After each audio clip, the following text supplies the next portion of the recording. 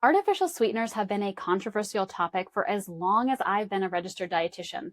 Is that afternoon diet soda leading you to an early grave, or is it helping you avoid type 2 diabetes? The answer about the safety of artificial sweeteners is pretty straightforward, but based on the amount of noise in the media and online, it seems very confusing. So let's chat about why that is and how much you should stress over the sugar-free versus regular dilemma and decide which, if any, sweetener is right for you. Welcome to Nutrition Nuance with Dietitian Ann, the podcast where you'll get a direct answer to the nutrition question of the day in the first 5 minutes. We'll spend the rest of the episode unpacking the science and how it applies to your real life. I'm your host, Ann Kent. I'm a registered dietitian, a certified diabetes educator, and intuitive eating counselor with a master's degree in nutrition. My goal isn't just to give you answers, it's to equip you with the tools to understand and apply nutrition concepts to your life, honoring your autonomy as the expert of your own body. Let's answer today's question. The question about the safety of artificial sweeteners is more a question about how to correctly interpret research studies than it is about the chemical composition or amount of sweetener that's safe to consume. The topic seems so confusing because different types of research studies tell us different things, but reporters and wellness influencers don't always understand how and when to apply this nuance. That's what we're going to dig into today. Because the answer to, are artificial sweeteners bad for you, is really simple. The answer is no, artificial sweeteners are not harmful when consumed at or below the established acceptable daily intake. But there is some nuance in terms of which outcomes might be more impacted by sugar substitutes and which ones most affect those outcomes. The top reasons why you might have heard you should avoid artificial sweeteners include claims like increasing your risk of diabetes, heart disease, and cancer, increasing sugar cravings, and disrupting gut health. I'll give you the straightforward answer to each of these concerns. Stick around after the break if you'd like to know the research I'm basing my conclusions on. First up, diabetes and insulin resistance. Verdict: artificial sweeteners are safe. Non-nutritive sweeteners do not raise blood glucose or insulin levels. In comparison, consuming sugar causes an expected significant spike in blood sugar and a spike in insulin in healthy adults. If you want to maintain stable blood glucose levels, choose diet soda instead of regular at the barbecue this summer. Heart disease. Verdict: use caution with erythritol, but all other sugar substitutes appear safe. If you are at risk for blood clots, you may want to use caution with erythritol. Erythritol is a sugar alcohol that has recently come under fire for its potential to cause blood clots and increase oxidative stress. Other sugar substitutes do not appear to increase cardiovascular risk. Cancer. Verdict: all sugar substitutes are safe when consumed at or below the acceptable daily intake. Although frequently brought up as a concern, there is no evidence in humans that any artificial sweeteners increase the risk of cancer. The two artificial sweeteners most commonly brought up as concerning are aspartame and saccharin, but regulatory agencies worldwide have consistently concluded that these are safe for use, including the WHO, the FDA, and the European Food Safety Authority. Sugar cravings and weight gain. Verdict: swapping sugar substitutes in place of sugar likely has a weight loss effect. It's possible there is a link between long-term use of artificial sweeteners and higher weight, but more research is needed to understand why this might be happening and how much it really matters. What is known is that a high intake of added sugars, specifically when consumed in sugar-sweetened beverages, can cause weight gain and increase your risk of heart disease and type 2 diabetes. If switching to a sugar substitute helps you decrease your added sugar intake, this is likely a beneficial swap. Last up, gut health. Verdict: artificial sweeteners are safe. You need to look at the bigger picture to determine the effect on gut health. Non-nutritive sweeteners, sugar, and sugar alcohol all may have an effect on gut health. So if you switch from sugar to a non-nutritive sweetener, it's possible that your gut health may change either positively from the reduction of sugar or negatively from the addition of sugar alcohols or possibly sucralose or saccharin, which may slow bacterial growth. However, there is a wide range of how different people's gut health responds to these changes, and gut health is impacted by much more than just what we eat, including our genetics, our environment, use of medications, and overall diet quality.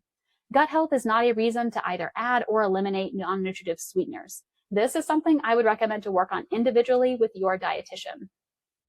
More broadly speaking, the conversation around artificial sweeteners often emerges in conversations about concerns of quote unquote toxins.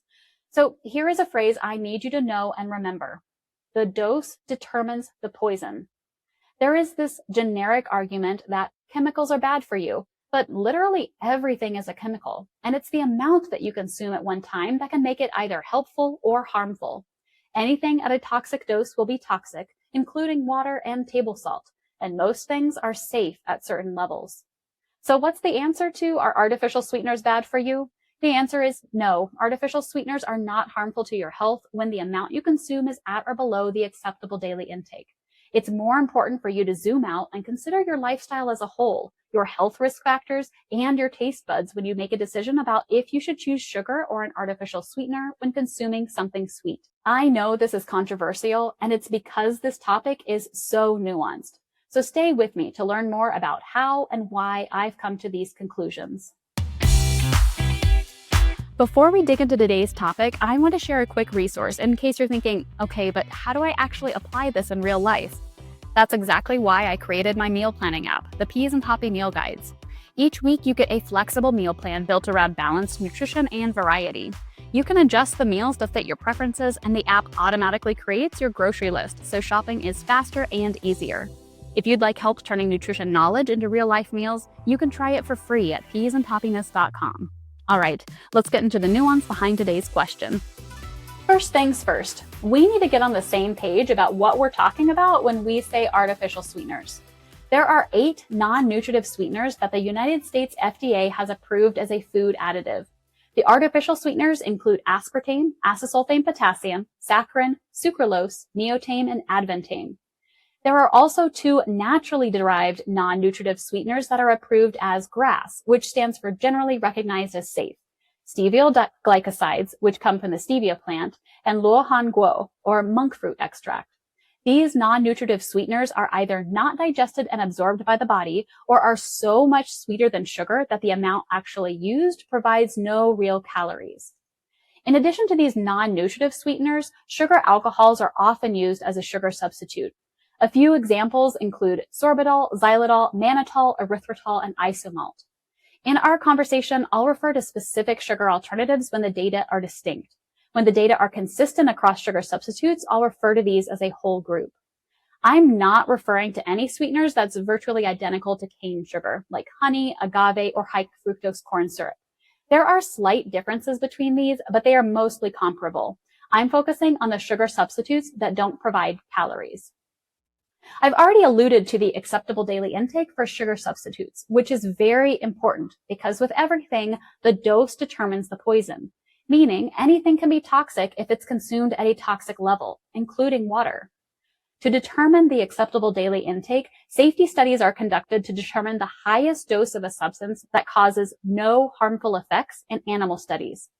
This number is then divided by a safety factor, usually 100. So the acceptable daily intake is set 100 times lower than the amount that was shown to be safe, just to be extra cautious not to cause harm.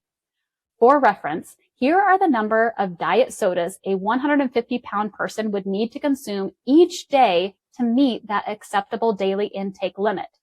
For aspartame, they would need to drink 19 cans of diet soda per day. For saccharin, 9 cans of diet soda per day. Sucralose, 6 cans of diet soda per day. Acesulfame potassium, 30 cans of diet soda per day. And stevia, 9 cans of stevia sweetened beverages per day. I'll put a link in the show notes to a table which shows all of these numbers, but my point is, for most of these, you have to go way out of your way to consume too much. But also know that artificial sweeteners are everywhere. What first comes to mind for me are diet sodas, but you also find them in yogurt, protein bars, electrolyte drinks, and so much more. If you consume a lot of sugar-free foods, there is a chance that you could meet or exceed the recommendations of sucralose, saccharin, or stevia. For this reason, it might be better to use a variety of different types of non-nutritive sweeteners so you don't consume too much of any one of them. Now, I do want to note that the information I'm providing is for adults. There is very little research in children, so it's difficult to make strong recommendations.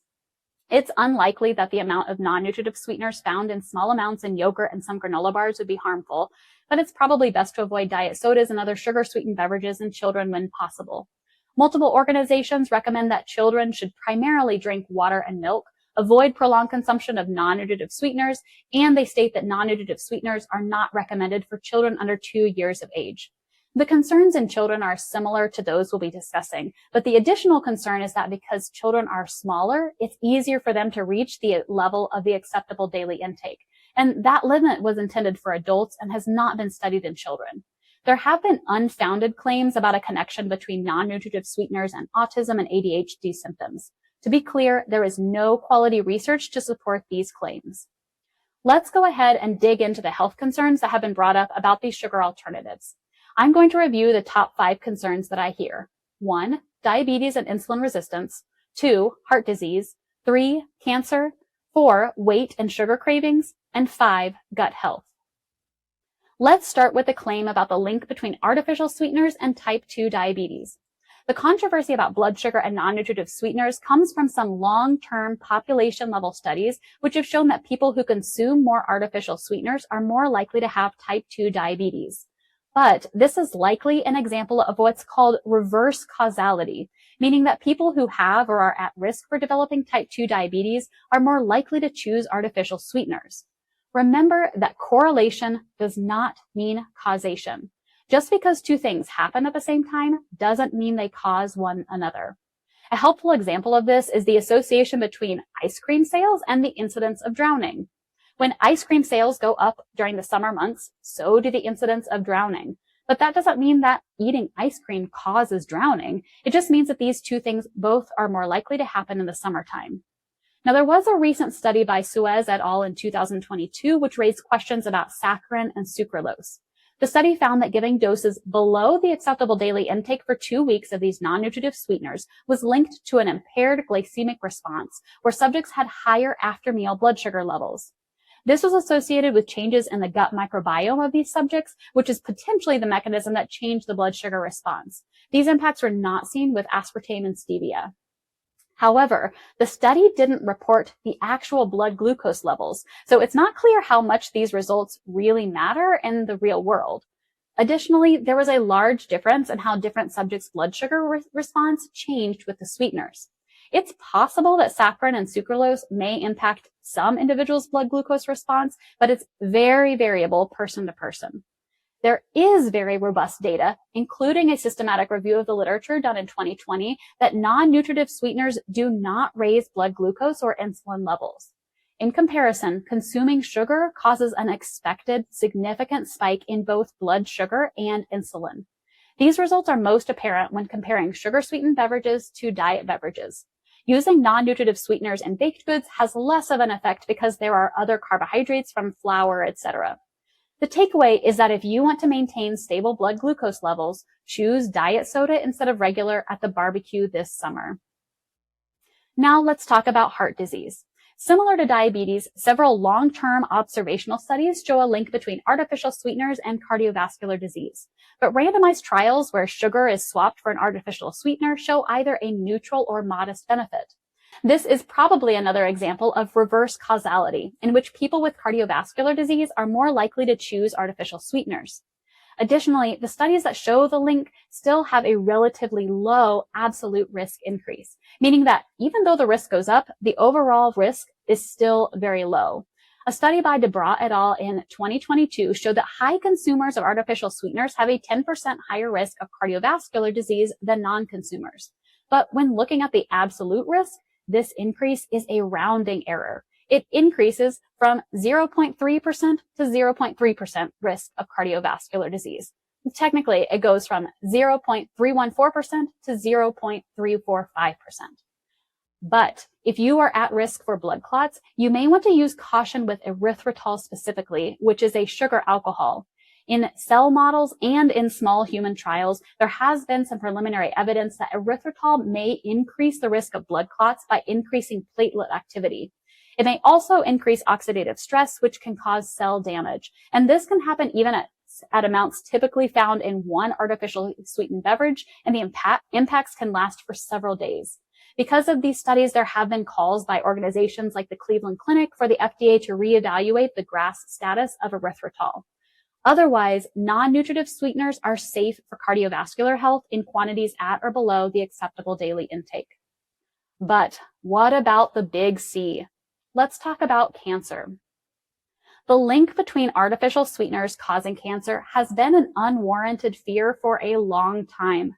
It began because early research in animal models showed that saccharin may cause bladder cancer in rats. But the mechanism by which the rats develop cancer isn't the same as humans. Humans are not rodents. Further studies in humans have not shown a link between saccharin and bladder cancer. Aspartame has also experienced controversy around its possible link to liver cancer. In 2023, a research agency under the World Health Organization classified aspartame as, quote, possibly carcinogenic to humans, group 2B, based primarily on limited evidence. However, the data they based this assessment on has been heavily criticized for flaws in the study and inconsistent findings. Regulatory agencies worldwide have consistently concluded that aspartame is safe for use, including the WHO, the FDA, and the European Food Safety Authority. If you want to use an artificial sweetener or drink a diet soda, you can do so without worrying you're increasing your risk of cancer. Okay, so maybe artificial sweeteners are safe, but do they increase sugar cravings, and how do they impact weight? Because artificial sweeteners don't have calories like sugar does, there have been questions about if these non-nutritive sweeteners, quote unquote, trick your brain and disrupt metabolism. Sweet flavor is accompanied by calorie in foods, for example, fruit, juice, and sugar. Because sugar substitutes provide sweetness without calories, it's been hypothesized that this uncoupling could interfere with the body's ability to regulate energy intake, cause you to feel less satisfied after eating, and thus trigger you to eat more. But the extent that these claims are true remains controversial. Sucrose and glucose, which are different types of carbohydrates, trigger a satiety response in the brain, meaning that your brain tells you that you are full after eating them. However, the artificial sweetener sucralose does not. There are some data in animal models to support these claims, but it's unclear how much this translates into humans. There are also observational studies that show non-nutritive sweeteners are associated with an increased weight. However, like heart disease and diabetes, there is the potential for reverse causality with this association. Short-term randomized controlled trials show the opposite, that replacing sugar with a non-nutritive sweetener decreases overall caloric intake. In the short term, this can induce weight loss. Additionally, a 2026 study from the American Journal of Clinical Nutrition found that changing the amount of sweet-tasting foods in a person's diet for 6 months did not change their preference for sweets, meaning that adding more sweets to your diet doesn't appear to make you crave more sweets, and vice versa, that a sugar detox doesn't appear to make you crave them less. In terms of hunger, a 2025 meta-analysis showed that hunger was actually reduced with non-nutritive sweetener consumption. So what does this all mean? It's possible that there is a link between non-nutritive sweeteners and metabolic dysregulation, but it's not clear if and how much this impacts sugar cravings and weight. More research is needed to determine the mechanism by which this might be happening and the extent to which it actually matters. Based on what we know right now, you can enjoy that afternoon diet soda without concern. The last health concern on our list is gut health. Gut health is a big topic right now, and rightly so. The health of our gut has been linked to many other body systems, including mental health, cardiovascular health, and insulin sensitivity. Gut health generally means the health of the microbiome of our digestive system. This includes the gut microbiota, the bacteria, mold, and yeast that live inside our digestive tract, as well as our own cells that make up the intestine. Non-nutritive sweeteners, sugar, and sugar alcohol all may have an effect on gut health. One of the biggest challenges in research is the high variability between people, meaning that each person can have a different response to sugar and non-nutritive sweeteners because of their own baseline microbiome composition, which is impacted by genetics, environment, and overall diet.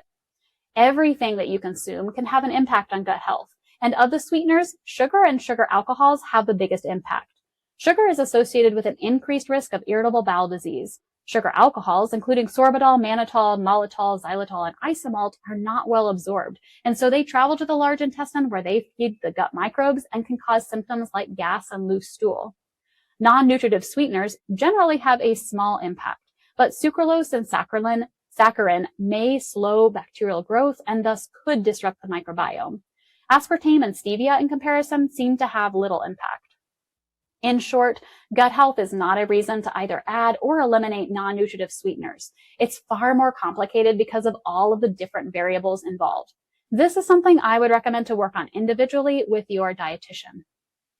Okay, so what would I actually do? How do I incorporate sugar and artificial sweeteners into my diet as a dietitian? I think it's important to remember that non-nutritive sweeteners and sugar alcohols are not necessary for your body. They're there to increase the enjoyment of food without some of the harmful effects of sugar, like the rise in blood glucose and simple calories that don't include many other nutrients. What is known is that a high intake of added sugar, specifically when consumed in sugar-sweetened beverages, can cause weight gain and increase your risk of heart disease and type 2 diabetes. If switching to a sugar substitute helps you decrease your added sugar intake, this is likely a beneficial swap. Artificial sweeteners are perfectly safe to consume within moderation, and like we discussed, the limits are fairly high for what is considered safe. That being said, there's no reason to add these to your diet if you don't want to. For me personally, I bake with regular sugar and enjoy sugary desserts several times a week. In the dessert recipes in the Peas and Hoppy Meal Guides app, I use a combination of white sugar and fruit to boost both the flavor and the nutrition of muffins, pancakes, and cake. I don't stress if my granola bar has artificial sweeteners. I choose them based on the other important nutrients, like how much fiber and protein they have. I usually stick to water to drink, but sometimes I add some flavoring that has aspartame or acesulfame potassium. I don't like the taste of stevia, but I'm not worried about its safety. I would always choose a diet soda over regular because I don't want the blood sugar spike after that much simple sugar. But including a regular soda as part of a meal once in a while within a balanced diet isn't the end of the world. More importantly than getting hung up on a single ingredient, focus on the quality of food and a balanced plate. Enjoy sugar and sweeteners as they're meant to be, for enjoyment. Remember that everything is a chemical, and that doesn't make it harmful. You are free to avoid artificial sweeteners and other sugar substitutes, but including them in moderation is perfectly safe. Thanks for listening to Nutrition Nuance with Dietitian Ann. If this episode helped you cut through some of the nutrition noise, I'd love it if you shared it with a friend or family member who might find it helpful too. And if you're looking for practical ways to apply what we talk about here, especially when it comes to planning balanced meals for real life, you can learn more about my meal planning app at peasandhappiness.com. Remember, nutrition isn't one size fits all, and you are the expert of your own body. I'll see you next week for another episode of Nutrition Nuance. The information provided in this podcast is for educational purposes only, directed at healthy adults, and is not intended as medical or nutritional advice. It does not replace consultation with a qualified healthcare provider or registered dietitian. Individual needs vary, and you should consult your own provider before making changes to your diet, especially if you are under the age of 18, are pregnant, nursing, have a medical condition, or take medication. The hosts and guests are not responsible for any actions taken based on this content. For questions, concerns, or ideas for other episodes, email us at podcast@peasandhappiness.com.